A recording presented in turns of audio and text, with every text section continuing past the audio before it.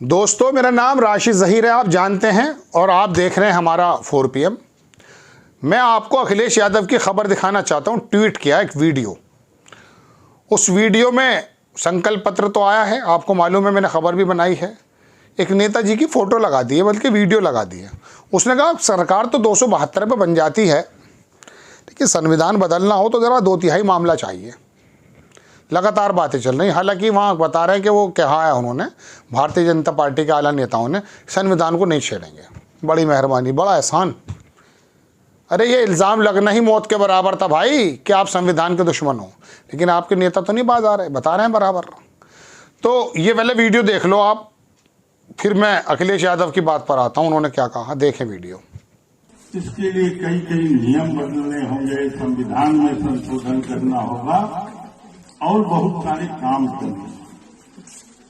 सरकार तो 272 तो ही बन जाती है, लेकिन 272 की सरकार संविधान में संशोधन नहीं कर सकती। उसके लिए 2/3 बहुमत से अधिक सीट चाहिए या नया संविधान बनाना। तो इसलिए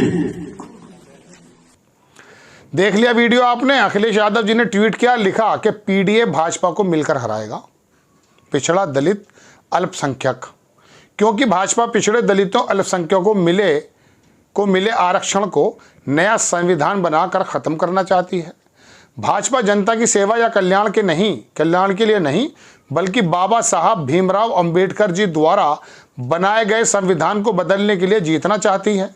सदियों से 4 से 5 प्रभुत्ववादी सोच के लोग, वर्ण व्यवस्था याद रखना, कि लोग 90-95% लोगों को अपना गुलाम बनाए रखना चाहते हैं। इसलिए इस बार पिछले, दलित, अल्पसंख्यक मिलकर भाजपा को हराएंगे और संविधान व आरक्षण को बचाएंगे। चुनाव आयोग ऐसे बयानों का तुरंत संज्ञान ले, क्योंकि संविधान को मूलभूत रूप से बदलने की बात करने से बड़ा लोकतांत्रिक उल्लंघन और क्या हो सकता है। जनता पूछ रही है कि हमारे अधिकारों को खात्मे की साजिश का क्या आचार संहिता का उल्लंघन नहीं है? कोई जनता नहीं पूछ रही, अखिलेश यादव पूछ रहे हैं। जनता तो लाइन में लगी हुई है 81 करोड़ के, जिसके बारे में कह दिया अभी मोदी जी ने कि 5 साल और लगे रहोगे। घबराओ मत, 5 साल की गारंटी उन्होंने दे दी कि फकीर ही रहोगे, गरीब ही रहोगे। भाई वही तो ले रहा है भाई 5 किलो, जब जाहिर सी बात है खाने में नहीं पैसे तो लग जाएंगे लाइन में। तो जनता नहीं पूछ रही, ये तो ये लोग पूछ रहे हैं, ये अपनी सत्ता के लिए पूछ रहे हैं। हमें दे दो, हम हालात सुधार देंगे। लेकिन फिर भी मोटी मोटी बात तो करनी चाहिए। देखिए, ये बयानात संविधान को ख़त्म करने के इतनी तेज़ी से आ रहे हैं, बड़े बड़े नेताओं के मुंह से भी निकल रहे हैं, तमाम लोगों से बताया जा रहा है। संविधान दरअसल हमारे लोकतंत्र की रूह है। ये रूह निकल जाएगी तो वाकई परेशानी आ जाएगी। और वो कई हज़ार साल का शासन आपने देखा है, वर्ण व्यवस्था आपने सुनी है, देखी है, ये तमाम चीज़ें देखी हैं। और ये लोग अगर ऐसा कर गए, हालांकि कह रहे हैं नहीं करेंगे, बड़ी मेहरबानी कि नहीं करेंगे, लेकिन इनकी सोचें तो बहुत अच्छी है नहीं।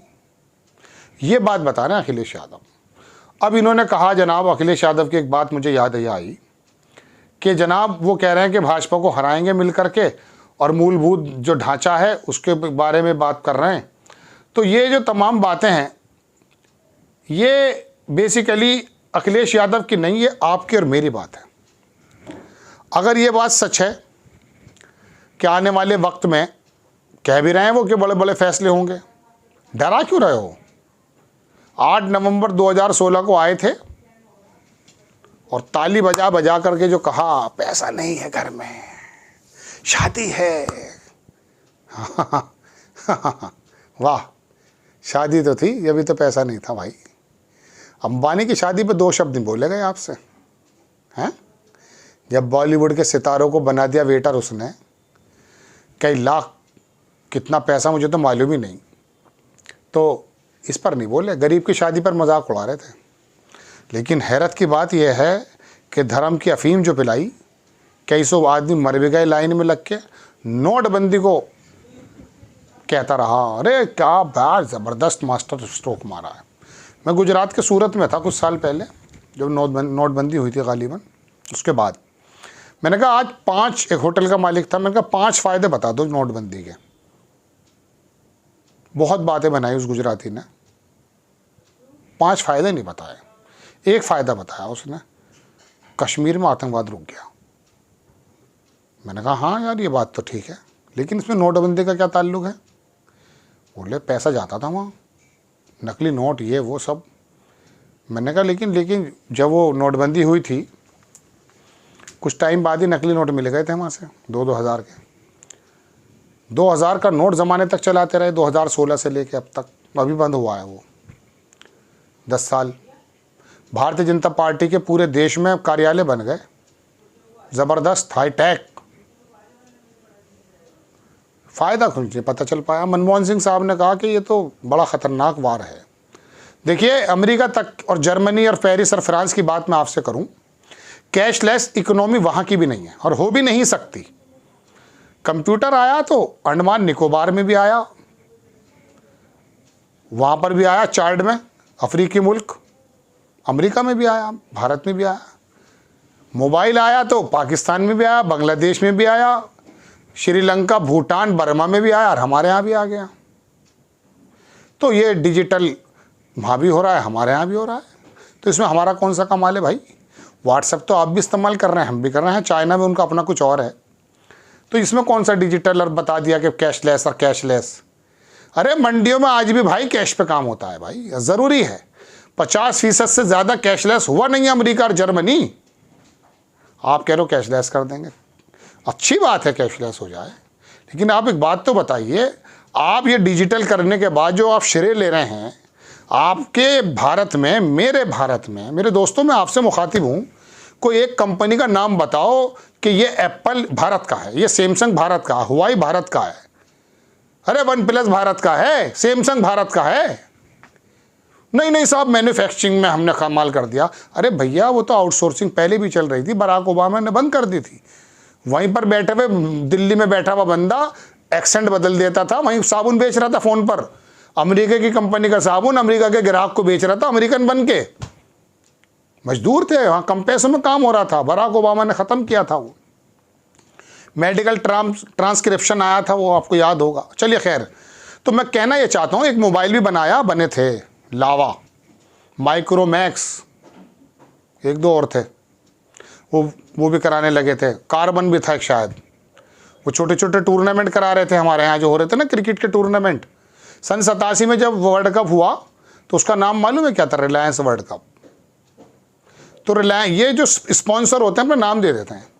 तो लग रहा था कि वो लो भाई माइक्रोमैक्स चल रहा है। कहाँ गया हुआ है माइक्रोमैक्स? चाइना से आने वाला पार्ट यहाँ जब आया दिल्ली में, नोएडा में और गुड़गांव में, महंगा कर दिया, टैक्स लगा दिए। चाइना का बना बनाया मोबाइल 1000 रुपये का आ रहा है, वो कह रहे साहब 1200 का तो मुझे पड़ रहा है बना हुआ, 1250 का मैं बेचूंगा मार्केट में, 250 कहाँ से लाऊंगा? चाइना का इंपोर्ट अच्छा कर दिया, चाइना पे डिपेंडेंसी ज़्यादा हो गई। पता कर लो, हाथ कनगन को आर से क्या, पढ़े लिखो को फार से क्या भाई, पता तो करो ना चाइना से कितना माल आ रहा है और हमारा कितना जा रहा है। अरे 100 करोड़ का अगर हमारा जा रहा है तो 500 करोड़ का उसका आ रहा है, पता कर लो भाई। चाइना है, पाकिस्तान पे दरोगा बनोगे, बांग्लादेश पे बनोगे सिपाही, और चाइना पे आके वो बड़ी अर्थव्यवस्था, हम उससे लड़ नहीं सकते। अरे हम लड़े हैं उससे, और लड़ने का ताकत रखते हैं हम। हमारे जवानों के बल में इतनी जान है कि हम उसकी धरती पे जाके उसको जवाब दे सकते हैं। पंजाब का, हरियाणा का जब जवान निकलता है ना इतनी मोटी पिंडली लेकर, तो चाइना की पिंडलियाँ कप कप आ जाएंगी। नो डाउट वो टेक्नोलॉजी में आगे है। आपको किसने मना करा था 10 साल में आगे आने के लिए? बुनियाद डाल दी थी मनमोहन सिंह और पीवी नरसिम्हा राव ने। 8 से 10 जीडीपी पहुंच गया था 10 बरस में, कहां पहुंचे हो? मैं अखिलेश यादव पर ही आ रहा हूं, लेकिन मैं बताता हूं ना कि जब कोई मरीज का स्ट्रेचर पे या ओटी में खोला जाता कोई जख्म और इसका हार्निया का ऑपरेशन करना होता तो पता चलता आते भी चिपकी हुई हैं भाई, उसका भी इलाज करना पड़ता है। तो बात यह है कि मैं तो लेकर आया था ये संविधान की बात, अब बात निकल आती है कोई और, फिर आप कहते हो ये बयान दे रहा है। बयान नहीं दे रहा हूं, तेरी और मेरी तकलीफ का मदावा कर रहा हूं भाई। पहले पता चलेगा कि हाँ जख्मी हूं, तब डॉक्टर के जाऊंगा, और जब आंखों पे पट्टी लगा दी जाएगी, भेजे की जगह रख दिया जाएगा गोबर, तो पता चलेगा नहीं विश्व गुरु हूं मैं तो। जेब बदन पे कपड़े नहीं, पेट में दाने नहीं, और अम्मा भुनाने पहुंच जाएगी। ये ठीक नहीं है। अंदाज बयां मेरा गलत हो सकता है, लेकिन बात मेरी गलत साबित करके दिखाए भारतीय जनता पार्टी का प्रवक्ता आए और बताए कि साहब आपने ये वाली इंफॉर्मेशन गलत दी है। तो दोस्तों, संविधान से चला था, अपनी बर्बादी का जिक्र कर बैठा, अपनी कर बैठा, आपकी भी कर बैठा हूँगा। भारतीय जनता पार्टी के खिलाफ नहीं हूँ भाई। मोदी जी मेरे देश के प्रधानमंत्री हैं। बात चल रही है नीतियों की। बात चल ये रही है कि मेरे देश के अंदर इस गाड़ी को चलाने वाला ड्राइवर कौन अच्छा होगा। इस मोबाइल के अंदर जो सर्विस प्रोवाइडर है, मेरा खालू नहीं है, वो सर्विस नहीं देगा तो एयरटेल हटा के जियो ले लूंगा, जियो हटाएगा तो ले लूंगा वो क्या कहते हैं अपना वाला, जो नाम ही बदल गया, भूल गया मैं, जो हमारे भारत का BSNL था, कहाँ छोड़ा। लो निकल आई एक और बात। 5G 4G का लाइसेंस इतनी देर बाद दिया उसको, BSNL को, दम तोड़ गया वो। एयरटेल वाला दम कमा रहा है, जियो कमा रहा है, कमाते रहिए आप। यही वजह तो है देश की संपत्ति 1% लोगों पे 40% की पहुंच गई। उसके ऊपर ईडी नहीं जाएगी। बाहर से रिपोर्टें आ रही हैं, DRI गया तुम्हारा, पूछा कि कौन सी शेल कंपनी थी, अडानी के कंपनी के अंदर पैसे भेज रहे हो संजय सिंह को जेल 100 करोड़ रुपए पे। 2000 करोड़ रुपए का भी घोटाला बंद कर दिया है वहां पर। कौन सा प्रदेश है, वो भी शराब घोटाला था। ऐसे दरोगा बन गए हो, केजरीवाल को जेल में डालोगे। 200 यूनिट बिजली क्या दे दी, 700 लीटर पानी क्या फ्री में दे दिया, आग लग गई साहब। दिग्भ्रमित करोगे लोगों को, हो जाइए। चलिए, तो साहब वो संविधान की बात PTI वाले कर रहे थे, आपको तुम्हें बताना हाजिर हुआ था। खबर मेरी अच्छी लगती हो तो बराए करम आप चैनल को सब्सक्राइब कर दीजिएगा। ये अवेयर है आपके लिए भी और मेरे लिए भी, और लाइक भी कर देना, मूड हो तो कर देना, बाकी तुम्हारी इच्छा। हम तो आपकी इच्छा के मुताबिक बात करेंगे। जय हिंद।